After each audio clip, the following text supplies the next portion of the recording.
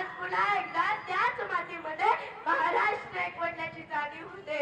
खरं तर आपण ज्या महाराष्ट्रात राहतो तो महाराष्ट्र नेमका कसा आहे?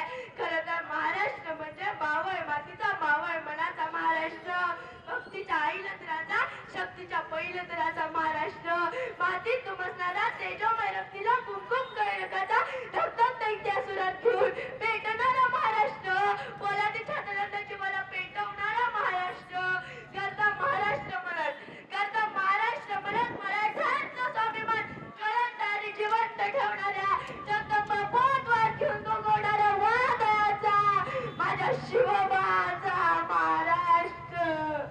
पण हा महाराष्ट्र फोडला होता निश्चित निराशटला आणि आल्यासारखा. नव्हता शिवधर्माचा अभिमान की नव्हता स्वराज्याचा स्वाभिमान. आणि अशात एक लोक तुमला सह्याद्रीच्या दराखोऱ्यात जागे झाले, जागे होते ते उभे झाले, उभे होते ते चालते झाले आणि चालणाऱ्यांच्या खांद्यावर स्वराज्याचे निशाण आले. हे राज्य हवाई स्त्रीची इच्छा दौडू लागली, मोहीम फत्तेच्या इशाऱ्यात उडू लागल्या आणि तमाम मराठ्यांचं सामर्थ्य एकवटलं जाऊन हजार गटन पेटून उभा टाकलं आणि रायगडावर 32 मनांचं सोनेरी असे आसन साकार झालं.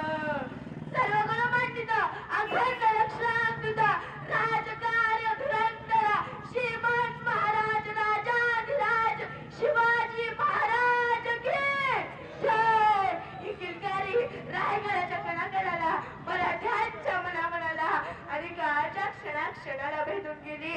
शिवबा हा उभा करता झाला आणि खऱ्या अर्थानं शेतकऱ्यांचं, कामकऱ्यांचं, कष्टकऱ्यांचं राज्य उभं राहिलं. 350 वर्षापूर्वी माझ्या राजांना रायगडावर 11,000 फुटांची वर गंगासागर नावाचं तळ खोदलं.